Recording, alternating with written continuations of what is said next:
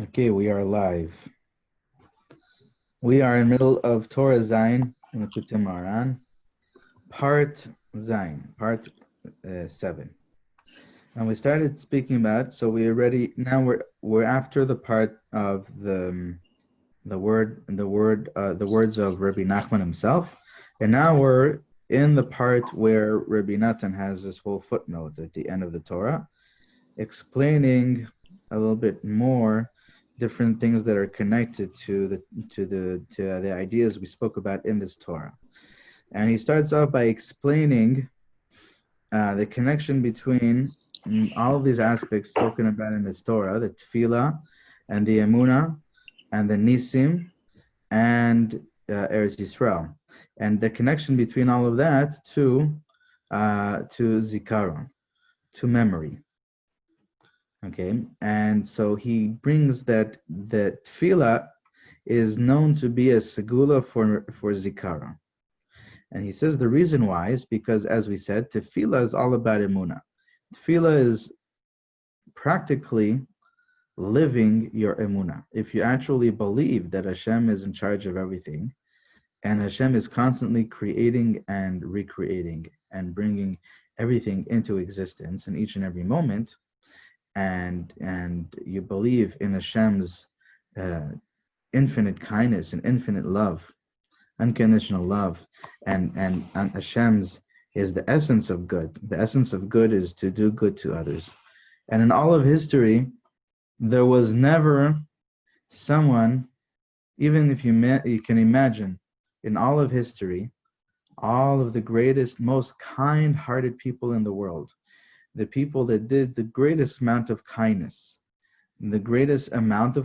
throughout their lifetime, and the greatest kindness, in quantity and quality. Kindness, you imagine the greatest, most kind people in the whole world that did the greatest amount of kindness and the greatest, deepest kindness, whether it be with their money, whether it be with their bodies, okay, by, people that do organ transplants, give, the kidney and through with their body, their energy, and people that were so kind or are so kind, who knows, around the world, tremendous amount of kindness, people that are tremendously kind, sacrificing and giving from their money, from their bodies, from their time, from their energy to other people, because they are tremendously kind-hearted, okay, without any expectation of anything in return.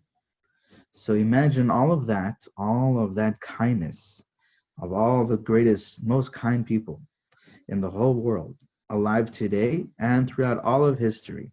People that were kind with their money, with their time, with their energy, with their bodies, with everything, with the things that they hold most dear, and that they sacrificed it, and they gave it to others out of the kindness and the goodness of their heart. That doesn't even begin to come close to the kindness of Hashem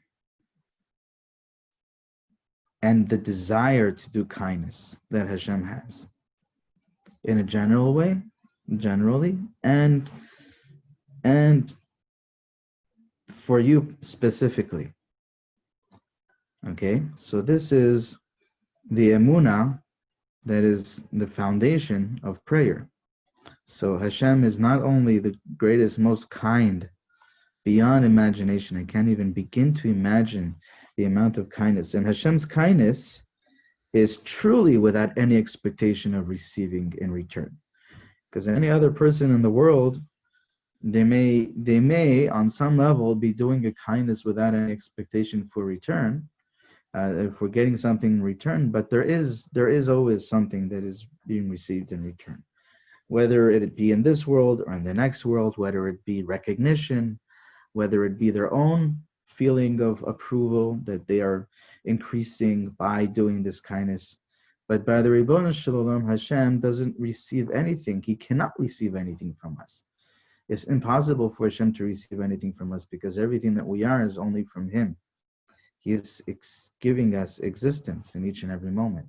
And so Hashem's kindness is absolutely without any expecting anything in return. It's completely unconditional.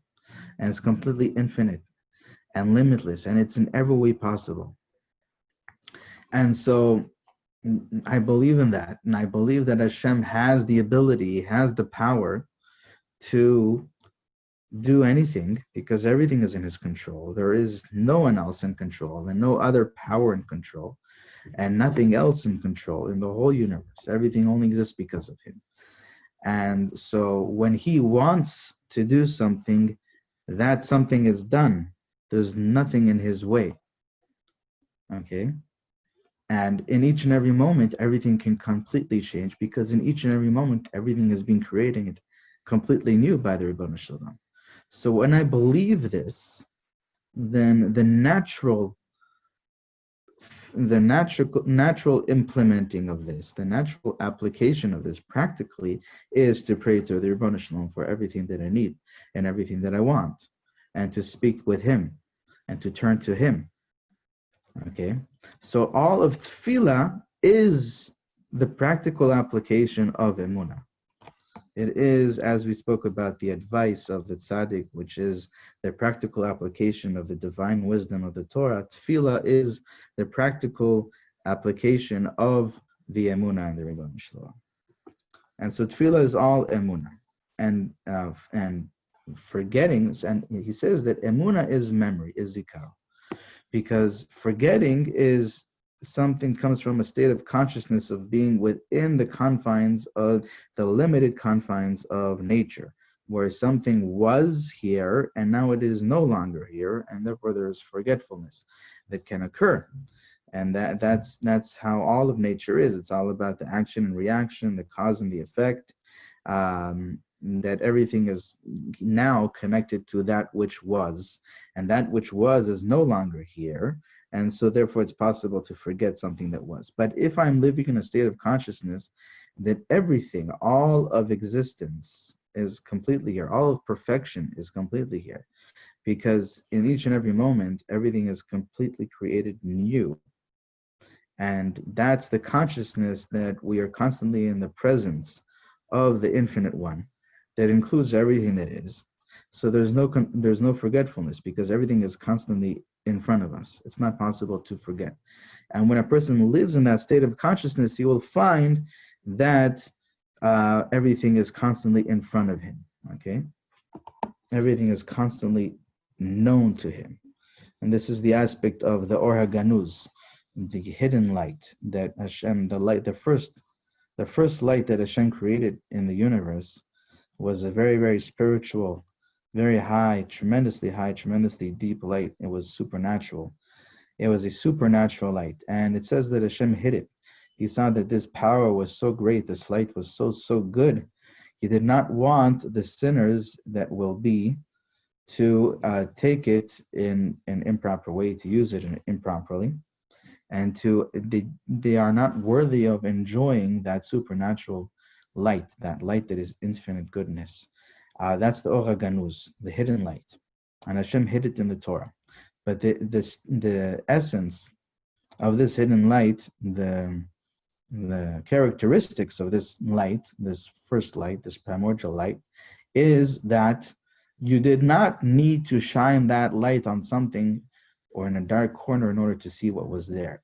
The essence of that light and the characteristics of that light was that everything is known.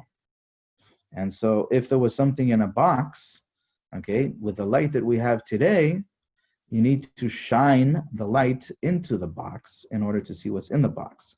And if there's a box that's completely closed, you cannot shine the light into the box. You would not know what's in the box, even if you have the brightest light, right? But if you have the Or HaGanuz, the first light, the characteristics of that first light was that you would not need to shine any light on that box to know what was in it. Everything was already known to you. Okay, so this is knowing, a dat, a godly, a divine knowing. That's what the essence of this, the characteristics of this first light was. And that's what zikaron is. That's what this memory is. It's not about remembering something that was, is that everything is constantly in front of me and known to me. Okay? And so that's connected to emunah. That's connected to the state of consciousness that constantly Hashem is creating everything, bringing everything into existence. And that's what tefillah is all about. And that's why it says Rabbi Natan that tefillah is a segula for zikaron, for memory. Because every time that you pray, you are exercising and developing further that state of consciousness of emunah. That's what it's built on. If you pray in the proper way, and it's not just a technical thing, right? If you pray and you take a moment to bring your awareness to the fact, to why am I praying? If I'm lacking and missing something, and I need something, or I'm wanting something, I want to express something, why am I praying to Hashem right now? Why am I speaking to Hashem right now? It just takes a moment of awareness, and then that connects the prayer to this foundation of emunah. And that's what increases the zikaron and connects you to the or haganuz. The Or HaGanuz is in the Torah. That's the consciousness that is hidden in the Torah. It says that we, in Shivcha Baal Shem Tov, when people would come and ask him certain questions, and they would need to know something, that was, Baal Shem Tov would take a Zohar, he would learn a little bit in the Zohar, and then he would tell them exactly what they needed to know. And they asked him, why does he do that? So he says, because he said that the hidden light, the first light, the light of all-knowing that illuminates everything, that clarifies everything, is hidden in the Torah, and especially in the Zohar, in the secrets of the Torah. And so he would just open up a Zohar and he would be able to see with that light and know the answer that the person was seeking. So it says Rabbi Natan, ומעתה תראה נפלאות בדברי רבותינו זיכרונם לברכה, מ' וס' שבלוחות, בנס היו עומדים. כי מ' ס' הוא בחינת השכחה, ועל זה אמרו רבותינו זיכרונם לברכה, אין דומה השונה פרקו 100 פעמים ל100 פעמים ואחד, כי מ' ס' בגימטריה 100, ועד 100 שולט השר של השכחה, וזה שהמתיקו חז"ל מ' וס', היינו מ' ס' שהוא בחינת השכחה, בנס היו עומדים. כי נס הוא הפך השכחה, כי ניסים הם בחינת התפילה, בחינת אמונה שהיא הפך השכחה כנ"ל. Beautiful, beautiful insight, beautiful chiddush, he says here. Unbelievable, mind-blowing. He says like this. He says, the Gemara on Masechet Shabbat tells us that in the luchot, in the tablets, the letters were engraved, and they were engraved from one end to the other end, all the way through the stone. So naturally, it makes sense how that is possible for all the other letters of the Aleph-Bet, except for the letter Mem and Samech. And Mem, not Mem, the end, the last Mem, right? The final Mem. The final Mem and the Samech, both of them are circular. And so how is it possible naturally to understand that they were engraved all the way through from one end of the tablet to the other end of the tablet without having the thing in the middle fall down or fall out? And so the Gemara says that Mem v'Samech shebaluchot benes hayu omdim. They would stand miraculously. Okay, these two letters. But Rabbi Natan is explaining that there's a tremendous secret that's hidden in this Gemara. And he says that the letters Mem and Samech represent forgetfulness. Why do the Mem Samech represent for forgetfulness? He says we see this in another Gemara, Masechet Chagiga, where it says, you learned this, right? Masechet Chagiga. It says there that it is incomparable. Someone who learns, he reviews something that he learned 100 times to somebody that reviews it 101 times. Okay, well, I think that this, this story about the Mem and the Samech is also in Masechet Megillah. Oh yeah? Okay. Yeah. Possible. Okay. So the Mem and Samech is representing forgetfulness because, as the Gemara says, that it is incomparable. Someone who learns something, reviews it 100 times to someone who reviews it 101 times. And the explanation is, a lot of the commentaries explain that Gemara to mean that someone who reviews what he learns 101 times will never forget what he learned. Whereas 100 times it is still possible to forget what a person learned. And that's the explanation that Rabbi Natan is bringing here. He says there's actually a whole chiddush from Rabbi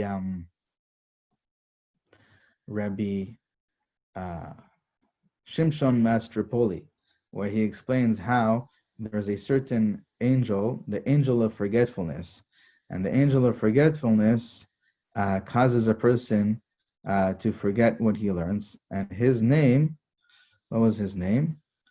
His name has the numerical value of 100. And when a person reviews something 101 times, he overcomes the angel of forgetfulness. He removes it, and he brings the light of remembering, of zikaron. And that's why a person who reviews something 101 times will never forget it. Okay? What exactly is the name? I need to remember. I need to remember that.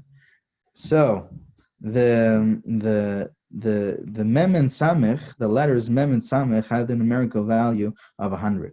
Mem is 40 and samech is 60. So says Rabbi Natan, the mem and samech represent forgetfulness. And so the Gemara is alluding to, when it says that the mem and samech and the luchot would stand, they stood miraculously with a nes. That's teaching us that if you want the aspect of forgetfulness to stand and not be forgotten, you need the aspect of nes, of miracle. And the aspect of miracles is the aspect of emunah, the aspect of tefillah that we are speaking about in this Torah. This is what Rabbi Natan is explaining here. Okay? And then he goes on to he has an insight about the tzitzit part in this Torah. It says like this, Vida, ki tzitzit shmira leniyuf, ashechem shenehem ze b'chinat tzitzit, וזהו הלא אחיך רואים בשכם, היינו בחינת ציצית, שהיא שמירה לניוף, והוא בחינת שמירת הברית, שהיא בחינת יוסף, על כן אמר יעקב יוסף, הלא אחיך רואים בשכם, שהוא בחינה שלך, לך ואשלחך עליהם. So, he explains that in the pasuk that it says in Bereshit about Shem and Yefet, when they took the garment on their shoulders, when they took the garment on their shoulder, and they went to cover their father Noach, it uses the word al shechem shnehem. Okay, the word for the shoulder is in the pasuk is shechem. And then he brings this pasuk where Yaakov tells Yosef that your brothers are shepherding the animals in the city of Shechem. So he sent him to his brothers who are shepherding the animals in that city of Shechem. So he explains that Shechem is the aspect of Yosef HaTzadik, as we saw that this garment that was brought in on the shoulders of Shem and Yafet is the garment that has this aspect of removing the embarrassment, the shame of inappropriate of gamma brit, of inappropriate sexual relations, which was the pgam, which was the shame that was revealed at that point by Noach, with what Ham did to him. And to cover that, to remove that, you need the aspect of Shmirat Abrit, the aspect of Yosef, which is, Rabbi Natan says, this aspect of Shechem. And that's why Yaakov tells him to go see his brothers in Shechem, because that is the aspect of Yosef. He says, your brothers are right now in your place, spiritually. So you need to go and visit them. Okay, that's another insight that he brings. וזה פירוש ואנוכי נתתיך סורק, כי הוא מקבל טיפי השכל של הצדיק על ידי עצה שמקבל ממנו. He says, in the pasuk, it says, I have planted you a sorek. Okay, which and it says an entirely true seed. Okay, kulo zera emet, an entirely true seed. So he explains that when you receive the drops, okay, when you receive the drops of wisdom, of consciousness from the tzaddik through the advice, the practical counsel that you receive from him, and you implement in your life, then you are receiving this seed of truth we spoke about. So now Rabbi Natan says, sorek, the word that we saw in this pasuk, that I planted you a sorek, is the same letters as the nekuda of shuruk. Shuruk is the 3 dots that come down in diagonal, and they represent the midah of the sphere of Hod. Okay, these 3 dots, the Zohar says, represent also the 3 mochin. Why is it 3 dots? It's representing the chokhmah bina dat. Kihu inyan echad. Okay, so the fact that you see the shuruk, the 3 dots that represent the 3 mochin, you see it all the way in Hod. It's the the continuation of the three mochin that come all the way down to Hod, and then it's brought down into Yesod and given over to the Malchut.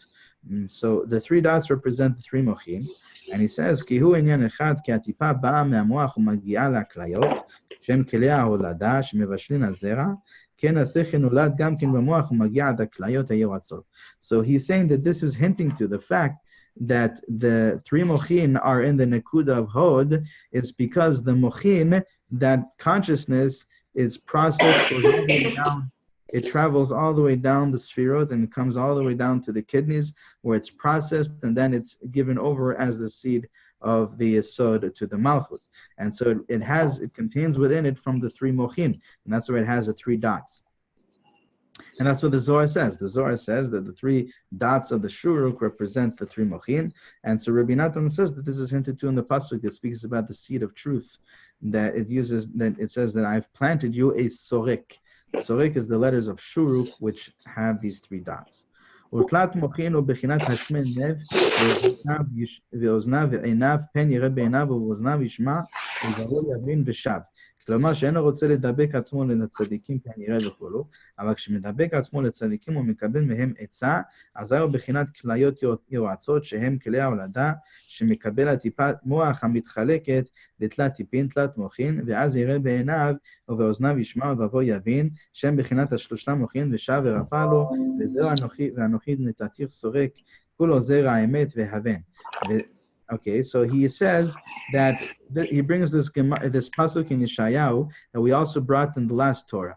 In Torah Vav, Kriyat Yehoshua, we saw this pasuk about how tshuva has three aspects to it. It has the aspect of seeing properly, hearing properly, and you're opening the heart to feel properly. So these three aspects, he says, they are corresponding to the three dots of the shuruk, because when you connect yourself to the tzaddik and you receive from them the eitzah and you implement the eitzah, the counsel, the advice in your life, then you are in this aspect of the kidneys that are processing the consciousness into a practical way into the seed of truth. Again, that is split into three parts. The three mochin, but that's representing, it's paralleling the three parts of the teshuvah, because that's how you merit the teshuvah in these three parts. Okay, and then you have a proper refuah, you are properly healed in this way. And then he says, וזה פירוש אמר רבא בבא חנא, וזה רמז גם כן בפתח דבריו, אמר לי ההוא תיה, ופירוש רבינו שמואל בכל מקום סוחר ישמעאל, כי ישמעאל הוא בחינת התפילה, כמו שכתוב, כי שמע השם אל עונייך, ותרגמו הרי קביל השם ויעצתותיך, הוא בחינת אמונה כנ"ל, וזהו סוחר מלשון סחור סחור, בחינת מקיפים, שהוא בחינת אמונה כנ"ל, ואמונתך סביבותיך. So then he says like this, he says that the Gemara, the story of Rabbi Bar Chana, what happened was over there that there was this Arab merchant that told me, let me show you where Har Sinai is. So Rabbeinu Shmuel, the Rashbam, the grandson of Rashi, and he's explaining the Gemara over there, in Baba Batra, he says that every time this tai'ah, when it says the word tai'ah, it's an Arab merchant. Socher Yishmael are the words for Arab merchant. So Rabbi Natan explains over here, and we see it a few times in the Quran, that the Yishmael, the Arab merchant, the Yishmael is alluding to the aspect of prayer. Why? Because the word Yishmael means that Hashem shall hear. Hashem shall hear, like Kishama Hashem el Onyech. Why was he named Yishmael? Because the Malach tells her, because Hashem heard your affliction, he heard your pain. So Yishmael means Hashem shall hear. Okay, and so this is alluding to the aspect of prayer. Okay, when a person prays, Hashem hears your affliction. He hears your pain, and he, with his compassion, saves you and delivers you from your difficult situation, from your adversity. So Yishmael represents prayer. And socher, the word for socher, merchant, also has a connotation of sechor, going around. Sechor means in Hebrew going around. Socher is the same letters. So what is going around and prayer have in common with each other? Prayer, so emunah is called circular. Emuna is called circular. Truth is linear.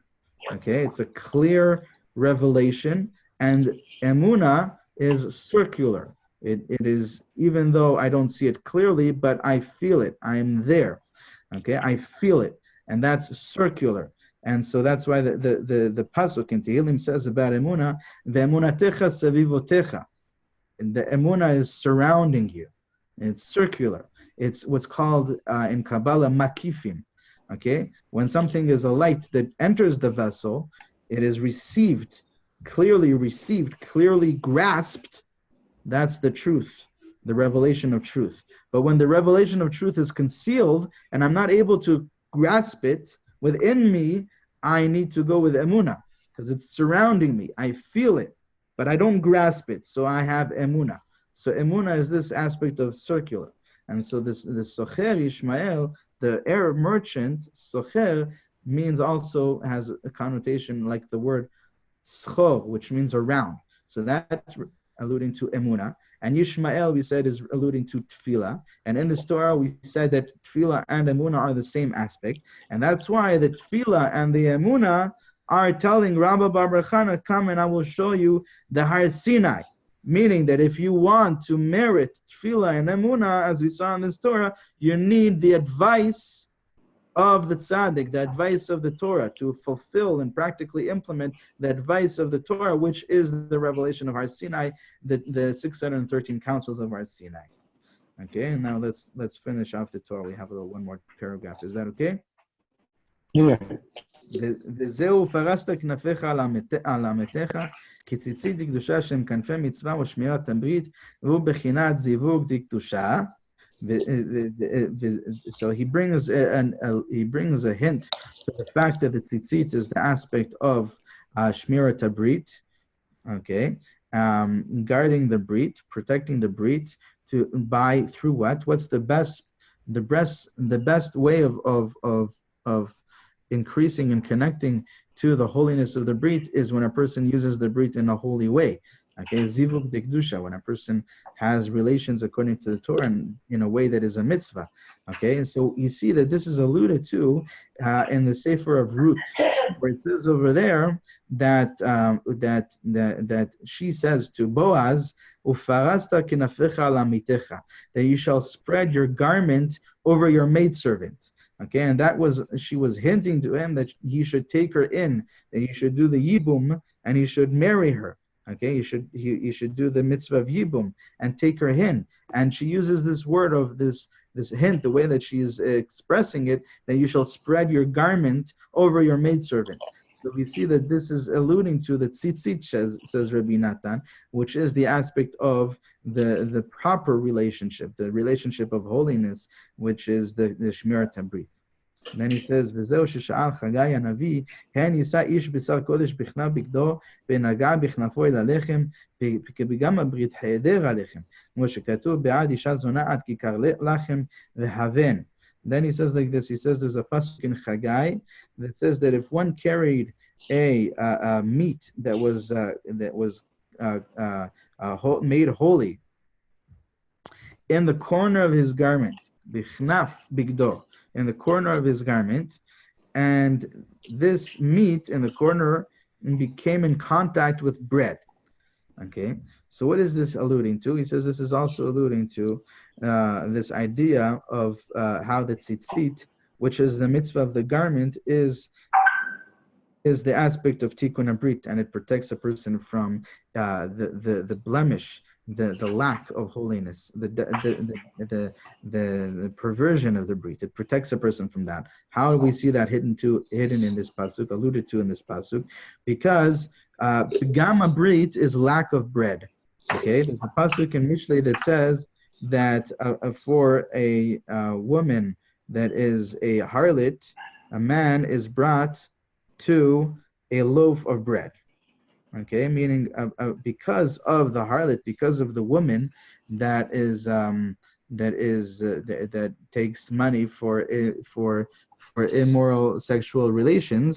So the person that pays her, and a person who is addicted to that, and he is lost in that sin. So what happens is he loses all of his money, to a point where he needs to search for even a loaf of bread. That's what the pasuk in Mishlei says. Be'ad isha zona ad kikar lechem. For this woman, for this harlot, he needs to go searching for a loaf of bread. Okay, so either it's because he used all of his money, and now he is searching for bread, or the what's alluded to in this, Rabbi Nachman brings a few places in Likutei Moharan that through pigama brit, when a person corrupts the holiness of the brit, a person loses his parnasa. So the lack of parnasa comes from that. Okay, and when a person is mitakin that, when a person rectifies that, a person merits tremendous wealth. But this is hidden in this. This is alluded to in the pasuk about be'ad isha zona, because of this harlot. So therefore, he needs to go searching for even a loaf of bread. Okay, so we see that pigama brit, that the corruption of the holiness of the brit is lack of bread. Okay, and so now this pasuk in Chagai that says that the loaf of bread, the meat in the corner of his garment came in contact with bread, is alluding to the garment is the tzitzit, and through the tzitzit, a person will merit the bread. He will merit that parnasa, which is the opposite of the corruption of the brit. Because now, through the tzitzit, he has merited to rectify the brit. Okay, that's another hint. He has like all of these hints, insights, hinting to showing you different hints and allusion, how it's alluded, all of the ideas in this Torah in different places in Torah, in different places in the Torah. Then he says like this: "Vatishav be'itan kashto, misham roe even Yisrael. Avahanu bnin bechinat atfila Yaakov uvanav." So here he says again, very, very in short, he brings a pasuk in Bereshit that says that his bow held firm, and from there is the shepherd, the rock of Yisrael.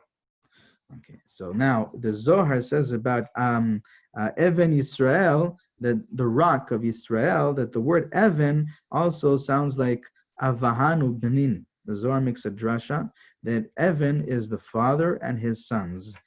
This father and his sons, Yisrael and his sons. Even Yisrael is Avahanu Benin, Yaakov and his sons. And we learned in this Torah, Yaakov and his sons represent the tefillah. Remember we spoke about the 12 different nusachs of the tefillah. And so that's the Even Yisrael. And they are rectified, they are what rectify the brit, which is hidden, which is alluded to, the brit is alluded to in the bow. It's called the be'itan kashto. Okay, so that's another hint to the idea that we learned in this Torah. The tefillah, the aspect of tefillah, a person merits through the aspect of brit, which is the etzot, the advice that you receive from the tzaddik and you implement in your life. And then he ends off the Torah with a hint, another beautiful remez, an insight that is connected to the mitzvah of tzitzit. He says like this: there's segula lecholel istakel al tzitzit ve'asot b'pasuk hine bincha Yosef ba elecha ki kol elu atevot meramzin al tzitzit dahainu minyan achutin ve'achuyot ve'ksharim kamuvah be'etz hachayim tal krichot em kanu keminyan Yosef וסמך גודלין יש בכל הכנפות, עם הציצית, כמניין הנה, או כמניין בנך יוסף, או כמניין בנך, חוליות וקשרים, והחוטין הם למד בית, והם שזורין, הרי סמך ד' כמניין בא אליך. וזהו, הנה בנך יוסף בא אליך. He says, it's a sgula. It's a special remedy for someone who is ill, someone who is sick, to look at, gaze upon the tzitzit. Okay, where do we see this from? So we learn it out, this secret is alluded to, the segula, the special remedy that someone who is sick should look at the tzitzit. We learn it from the pasuk. It's hidden alluded to in the pasuk that says at the end of Sefer Bereshit, that it says that Yaakov, when he was passing away, before passing away, he was not feeling well, he was sick. It says that they told Yaakov that his son Yosef is coming to visit him. Hine bincha Yosef ba elecha. And it says at that point that that he sat, Vayeshev Yaakov al Rosh Hamita, meaning that he felt better. When Yosef came to see him, he felt better. So this pasuk, Hine bincha Yosef ba elecha, says the Arizal, Rabbi Nathan is quoting the Arizal and pre-Eitz Chaim. In this pasuk is alluded all of the aspects of the tzitzit. This pasuk is alluding to and hinting to the tzitzit. So when it says that Hine bincha Yosef ba elecha, and it's alluding to the tzitzit, and through the tzitzit it says that Yaakov sat at the head of the bed, he felt better. So we see that the tzitzit brings a remedy, and it heals someone who is sick just by gazing upon the tzitzit. Now that we've established that, that's clear, right? That you understand how that's found in the pasuk. Now, how is this pasuk Hine bincha Yosef ba elecha alluding to the different parts of the tzitzit? So so the Rav, the Arizal, and the pre-Eitz Chaim explains that we have 39 times we go around on each one. 39. Okay, and that times 4 is 156. Which is the gematria of the numerical value of Yosef. Okay, so that's Yosef in the pasuk. And then also you have 60 gudalin. What's 4 times 12? 48. 4 times 12 is 48. 48. So how did he get to 60? 60? That's a good question. Let's see here. You need another 12 from somewhere.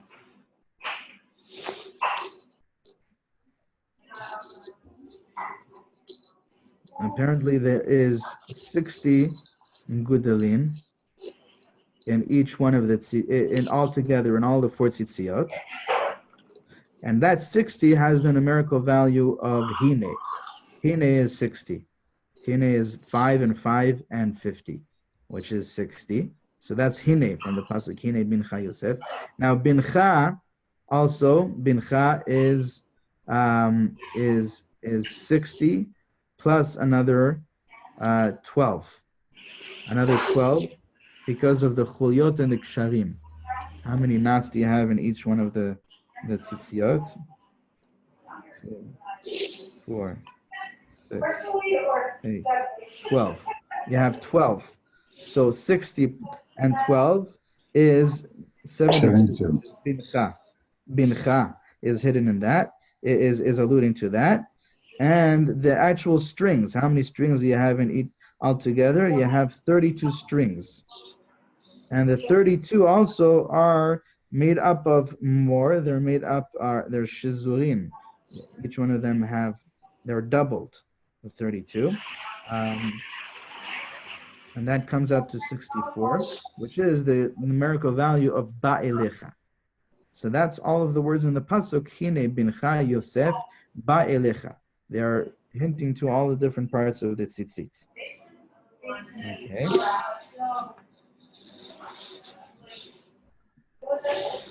Okay, so the way that we got to 60 is because each of these 4 corners need to have 15 gudalin. I said 12 before, but it's 15. They each have to be 15 gudalin. Gudalin, a gudal is the size in the Torah is the size of the thumb. Okay, the length, the width of the thumb is the gudal. It's like about an inch. Okay, and so 15 inches. Each one of the tzitzit needs to be 15 inches long. Altogether, 15 times 4 is 60. Okay, and that's the numerical value of Hine. So we have Hine. Bincha, we said, is the 60 plus another 12, right?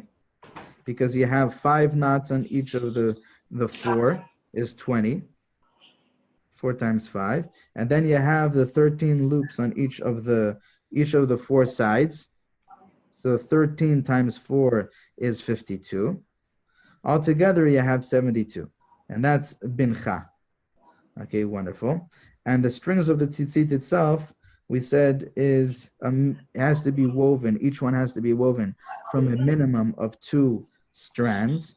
So altogether, that's 8 because you have 4 on each side, 4 strings, and each one is interwoven from at least 2 strands. Altogether, that's 8.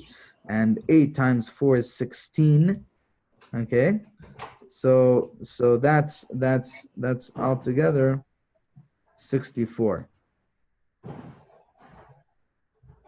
I'm sorry, the 8 on each side, because you have 4 and it's doubled on each side. 4 and it's doubled on each side. Right. And each one of these 8 is doubled because it's at least made from 2 strands. So it's 16 on each one of the 4. 16 on each one of the 4 is 64. And 64, we said, Ba'ilecha is 64. So just to summarize, Hine is 60.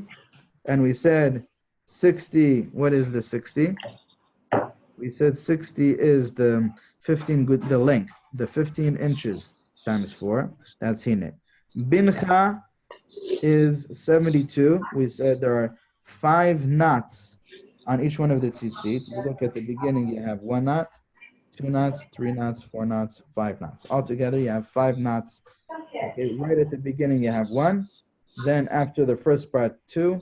The second part, 3. The third part, 4. And the last part, 5. There's 5 knots. 5 knots. And you have the 13 loops, or on each one of the 4, the 13 loops. Okay, altogether that's 52. So that gives you altogether 72. 52 and 20. Okay, and that's for the word bincha. So now we have hine and bincha. Now Yosef, we said Yosef is 156, which is 39. There's a 39 going around on each one. The 39 is times 4 is 156. That's Yosef. And then Ba'elecha is the last part of the pasuk. Is we said that each one of the 8 strings is made up of 2 strands at least. So that's 16. 16 times 4 is 64. Beautiful. And so when you have the tzitzit and you gaze upon the tzitzit, probably if you gaze upon it, you're paying attention to all these different aspects that we just spoke about. Then Yaakov has a refuah shlema, and you have this remedy. You have this healing that happens. So that's the segula of looking at the tzitzit to heal the sick. So we just finished the 7th, the Torah Zayin, which was called, it's Torah of the HaMishpatim asher tasim lifnehem.